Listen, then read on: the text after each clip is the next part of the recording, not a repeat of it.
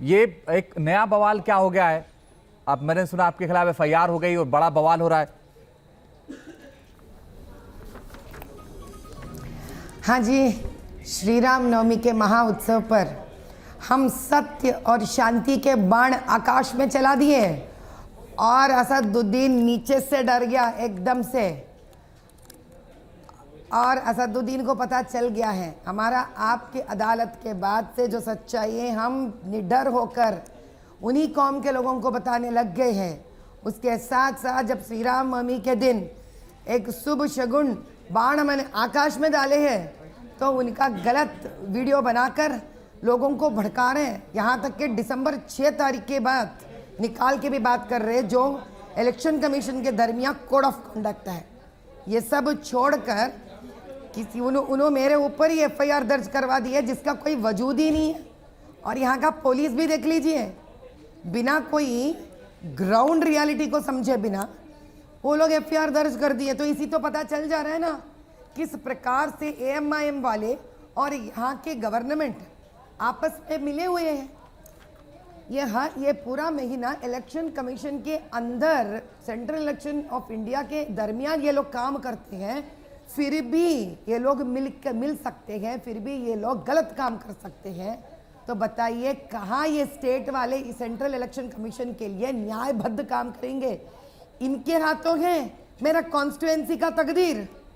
ये लोग बचा पाएंगे माइनॉरिटी पोलिंग बूथ्स को, ये देंगे न्याय, सही मतदाताओं को न्याय उस दिन मतदान के लिए। साहब मैं कहती हूँ जिस प्रकार वेस्ट बंगाल को पूरे राज्य को उन्होंने सेंसिटिव स्टेट डिक्लेयर करा है, मेरे हैदराबाद लोकसभा को सेंसिटिव कॉन्स्टिट्यूएंसी डिक्लेयर करना चाहिए, क्योंकि इनके हाथ दे देंगे यहाँ के लोकल के। इनको सेंट्रल इलेक्शन कमीशन रहने के बावजूद भी ये लोग घुमा फिरा के यही अन्याय करेंगे हमारे साथ। इसका लिए एक बड़ा उपमान है जो मेरे साथ हो रहा है अन्याय, इससे बड़ा प्रूफ हो ही नहीं सकता पूरा देश को। माधवी लता जी, मैं असदुद्दीन ओवैसी को सुन रहा था, जो आपका सांकेतिक तीर चलाने की तस्वीर थी उसको लेकर के असदुद्दीन ओवैसी कह रहे थे कि ऐसा किया गया वैसा किया गया। अब आप ये कह रही सरकार मिली हुई है इसलिए मुकदमा दर्ज हुआ, लेकिन जब इलेक्शन होते हैं इस देश में तो सारी जिम्मेदारी इलेक्शन कमीशन की होती है। हाँ जी, लेकिन क्या होता है हमको इस बारे में एक बात को गौर से समझना चाहिए। सेंट्रल इलेक्शन कमीशन कोई भी राज्य में अपना इंफ्रास्ट्रक्चर स्पेसिफिकली तैनात नहीं करती है, वहाँ का राज्य के इंफ्रास्ट्रक्चर से आधार होती है। लेकिन जब हमारे जैसे कैंडिडेट्स इस सच्चाई को बाहर लेके आते हैं तब मुझे लगता है इन इंटरव्यूज के दरमियान सेंट्रल इलेक्शन कमीशन को जागृत होना पड़ेगा कि यहाँ पे गलत हो रहा है और उनको इनसे एक्सप्लेनेशन पूछना पड़ेगा कि किस प्रकार से एक गलत तरीके से पैन किया हुआ मोबाइल के आधार पर आप बिना कोई ऑन ग्राउंड्स का प्रूफ नहीं लेते हुए मेरा और बाकी लोगों का वीडियोस में कहीं पे भी फ्रेम में मस्जिद नहीं है, इसके बावजूद भी जब मैंने अपॉलॉजी भी कही थी बिना कोई कसूर का, क्यों? मुझे पता है असदुद्दीन जैसे लोग स्वार्थी लोग, खुदगर्ज लोग इसका गलत फायदा उठाएंगे। आप ही बताइए क्या वो अपने मुंह से दिसंबर 6 का बात निकाल सकते हैं इलेक्शन के दरमियान? क्या वो भड़का सकते हैं किसी को तीर के बारे में जब वो सच नहीं है? क्या वो लोगों से कह सकते हैं काटो खूब खाओ बीफ? इसके लिए कोई रिएक्ट नहीं होगा, इसके लिए कोई सवाल नहीं करेंगे। इलेक्शन कमीशन ऑफ इंडिया से मेरा यही दरख्वास्त है, साहब जिनके हाथों आप हमको सौंपे हैं यहाँ पे तेलंगाना राज्य में, यहाँ सच्चाई और न्याय नहीं है, ये लोग हमको कत्ल कर डालेंगे। ये लोग डेमोक्रेसी को मारने पे तुले हैं। मैं बता रही हूँ आज मई 13 को जो इलेक्शंस होने वाले हैं, ये लोग पूरी तरह से तैयारी में है। कांग्रेस और असदुद्दीन ओवैसी उस दिन हर प्रकार के रिगिंग करने के लिए, हर गलती करने के लिए तैयार है वो लोग। अगर सेंट्रल इलेक्शन कमीशन इस कॉन्स्टिट्यूएंसी को स्पेसिफिकली ये लोग अगर सेंसिटिव कॉन्स्टिट्यूएंसी डिक्लेयर नहीं करेंगे, तब इलेक्शन कमीशन ऑफ इंडिया तैर जाएंगे खुद ब खुद इस कॉन्स्टिट्यूएंसी में गलत काम करने के लिए, क्योंकि हम बार बार बता के थक चुके हैं यहां तेलंगाना के इलेक्शन कमीशन को। माधवीलता जी, ऐसा तो नहीं लग रहा है असदुद्दीन ओवैसी को कि अब तक जो लोग लड़ते रहे शायद इतने ताकत से नहीं लड़ते थे, इतने दिल से नहीं लड़ते थे? क्योंकि जब आपसे बात होती है, इसके पहले भी मैंने आपका इंटरव्यू किया था, तो लगता है आपसे बात करके कि आप पॉलिटिकल बातें कम करती हैं, दिल से ज्यादा बोलती हैं। तो ऐसा तो नहीं लग रहा है उनको कि आप दिल से चुनाव लड़ रही हैं, इसलिए वो ये सब बयानबाजी कर रहे हैं, इस तरह की बातें कर रहे हैं? जी, इस मुद्दे में मैं आपको एक चंद सच ऐसे उनके निकाल के दिखाती हूँ जी, क्योंकि हमको भड़काऊ भाषण कुछ लेने देना नहीं है। अकबर निजामुद्दीन हुसैन जो असदुद्दीन के दारुस्सलाम बैंक के चेयरमैन है, ये बंदा असदुद्दीन के अलग अलग प्रॉपर्टीज को मेंटेन करते हैं, जिसमें है दरगाह शाह खामोश के लैंड वक्फ बोर्ड प्रॉपर्टी के और ऑल्सो वक्फ बोर्ड हैदराबाद के सारे प्रॉपर्टीज। ये ऐसे बंदे हैं, कौन? अकबर निजामुद्दीन हुसैनी, जो illegal transfer of Waqf board developers properties कई डेवलपमेंट कंपनीज को दे चुके हैं, जहां प्लॉट्स कारवान, हबीबनगर, कानाजीगुड़ा और हैदराबाद के चारों तरफ बनाए गए हैं और इनके लिए ये काम करते हैं। और ये लोग ऐसे भी हैं 1990 और 2000 इन 10 सालों में जो यहाँ का लैंड का एक बूम आया है कॉस्ट में, इन सब में ये लोग ज्यादा से ज्यादा वक्फ बोर्ड के प्रॉपर्टीज खा लिए हैं। इसी के अंदर असदुद्दीन एक खुद के राजा है, शहनशाह है, वो डिक्लेयर स्वयं कर लेते हैं।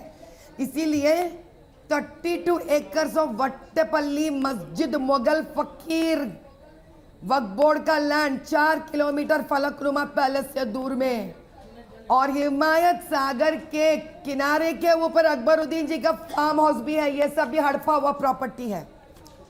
और एक देती हूं मैं आपको, एक्स वक्फ बोर्ड मिनिस्टर मोहम्मद अली शब्बीर कांग्रेस के लीडर थे, वो लोग जब वक्फ बोर्ड के मिनिस्टर रह चुके हैं तब भी और वहां से निकलने के बाद भी ये लोग तकरीबन 100 एकड़ वक्फ बोर्ड प्रॉपर्टीज 2004 से लेकर 2009 तक बेच डाले और बड़े शान से बोलते हैं कि इसके पहले की गवर्नमेंट में तो 729 एकर्स का वक्फ बोर्ड का प्रॉपर्टीज ये लोग बहुत कम दाम में ले लिए हैं, लेकिन हमारे टाइम पे हम इससे ज्यादा पैसे दिलवाए हैं। किसका बाप का जागीर है वक्फ बोर्ड का प्रॉपर्टी? मुस्लिम लॉ कहता है वक्फ बोर्ड का प्रॉपर्टी ना कोई बेच सकता है ना कोई खरीद सकता है। ये लोग खुद के कौम के चूहे हैं जो खा खाकर इतने मोटे हो रहे हैं ये लोग। आप ये कागज ढूंढ ढूंढ के ला रही हैं, यही तो दिक्कत है उस ओवैसी को। समझे आप? यही से बात से डर है अकबरुद्दीन को। क्यों समझ रहे? वो कांप रहे नीचे से। क्या है उनके पास भैया बात करने के लिए? उनके पास एक भी अच्छा काम है तो ना, जमीर होना चाहिए उसके लिए। ये हर साल यूएस, यूके और वेस्ट एशिया क्यों जाते हैं? सिर्फ MIM पब्लिक इंक्वायरी करवा दीजिए आप, उनके पूरे एजुकेशनल इंस्टीट्यूशंस का पर्दाफाश हो जाएगी। इनकी डोनेशंस कलेक्ट करते हैं NRA बच्चों से और इसीलिए बनाए लोग एजुकेशन इंस्टीट्यूशंस। कोई यहाँ का गरीब के लिए, पसमंदों के लिए नहीं है। मैं और एक बात बता देती, आप कोई ऑडिट करके तो देखिए सेंट्रल से इनका। साहब मैं और एक बात बताती, सिंगरेणी से 7 महीने पहले एक औरत का पेन्स ज्यादा हो गए थे, 9 महीने 5 दिन हुआ था प्रेग्नेंट का जी। इनके हॉस्पिटल आए, ये लोग बोलते हैं हम गरीबों के लिए काम करते हैं, 1,35,000 का बिल हुआ। वो गरीब औरत सिर्फ 35,000 दी, 1 लाख रुपए नहीं दे सकी, बच्ची को दिखाए तक नहीं, वो बच्ची को छोड़ के चली गई, जाना पड़ा लड़की को, दूध तक नहीं दी, सूरत तक नहीं देखी बच्ची को, यूट्यूब में है देखिए आप। ऐसे हरकतें करने वाला इंसान ये काम करेगा पसमंदा मुसलमानों को? साहब मैं एक बात बताती हूं, इनका हर काला धंधा में बाहर लेके आऊंगी, रोज एक एपिसोड बनाकर। जिस राम बाण को त्योहार के वक्त पर एक शुभ और शांति को कायम करने के लिए, अमन कायम करने के लिए आकाश में चढ़ते हैं, इसका गलत वीडियो बनाकर ये बिजा रहे हैं। इनके गलत और काले करतूतों को हम बाहर निकालेंगे, हर दिन एक निकालेंगे, ताकि ये सो नहीं पाए जिंदगी भर। मैं बता रही हूँ, वो तो आपके खिलाफ और मुकदमा करा देंगे अगर ऐसे ही आप कागज ढूंढते नहीं तो। छीन लेते हैं लोग। साहब हो जाएगा ये भी, कितने सारे बेचारे मुसलमान पसमंदे ऑटो ड्राइवर्स यहां तक कि सुइसाइड करने पे आ गए थे, बिना कोई पैसे वो लोग को हो नहीं पा रहा था, कमा नहीं पा रहे थे। ये लोग तो स्ट्रीट वेंडर्स जो रोड पे अलग अलग फल तरकारी वरकारी बेचते हैं, उनके पास से मामूली वसूल करते हैं लोग। ऐसे लोग हैं ये लोग। ये लोग मुसलमान है, असदुद्दीन मुसलमान है। अगर एक सच्चा मुसलमान होता ये सारे हरकतें नहीं करता। 16 सीटों पे जाकर अपने उम्मीदवारों को ठहराने वाला असद आज सिर्फ 3 सीट पे अपने उम्मीदवार को ठहराया। बोलिए क्यों? उनको समझ में आ गया ये सीट में छोड़ा तो मर गया फॉरएवर, क्योंकि मैं उनका हर काम निकाल के बाहर रखूंगी। इसलिए कांग्रेस से टाइप हो गए। किस हद तक टाइप हो गए? इलेक्शन के दरमियान जो सारा सिस्टम यहाँ का इलेक्शन कमीशन ऑफ इंडिया के कंट्रोल में रहना चाहिए, फिर भी यहाँ का लोकल गवर्नमेंट के लिए ही काम करने वाले यहाँ के पुलिस, यहाँ का हर सिस्टम, तो समझ लीजिए क्या है यहाँ का न्याय और क्या है यहाँ का सच। हम डरने वाले नहीं हैं। तुम एक नहीं, हजार एफआईआर कर लो हमारे ऊपर, हम लेके आएंगे तुम्हारा हर सच। अरे हिंदुओं के प्रति छोड़ो, तुम्हारे खुद के मुसलमानों के प्रति जो ज्यादती की ना, उसको बाहर निकालेंगे। जिस प्रकार के मुसलमान समाज सेवकों को जेल के सलाखों के पीछे भिजाए ना इन्हों, उनके बारे में लेके आएंगे। हर दिन एक सच बाहर निकालेंगे इनका हम। अभी देखेंगे सही जंग छेड़ा है उन्होंने। मजा आ रहा है, मुझे मजा आ रहा है। लेकिन थोड़ी सी शब्दों की भी मर्यादा रखनी चाहिए माधवीलता। ठीक है, मैं एक सवाल और आपसे करता हूं, और यह सवाल इसलिए बहुत महत्वपूर्ण है क्योंकि आपने जो सांकेतिक तीर चलाया उसको लेकर के असदुद्दीन हिंदू मुस्लिम कर रहे हैं, बिल्कुल कर रहे हैं। वो तो इसलिए कर रहे हैं क्योंकि 59% वहां पर मुस्लिम वोट है और उनको वोट चाहिए। 40 साल से वो ले रहे हैं, लेकिन आप क्यों कर रही थी? हम क्या करें पहले वो बताइए हमें।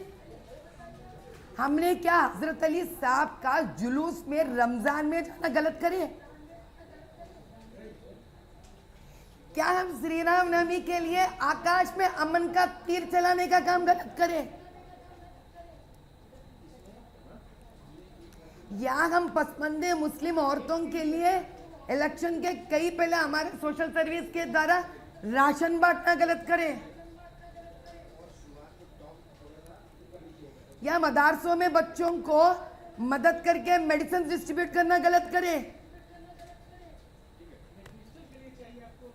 या हम ये कहे गलत कर कर हमारे सर राम का भी हाथ है, रहीम का भी हाथ है? क्या गलत करें हम?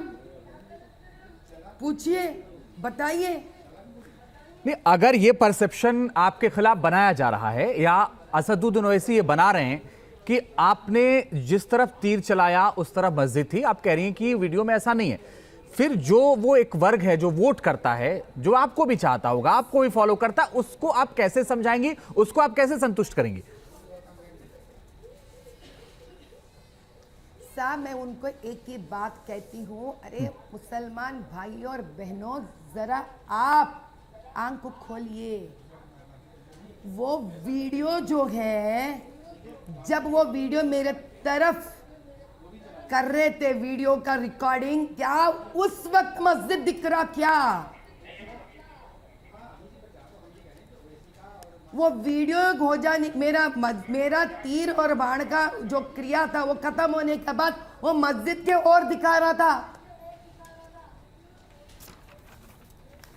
आपको 40 सालों से मालूम है ये वक्फ बोर्ड के प्रॉपर्टीज खा रहे हैं।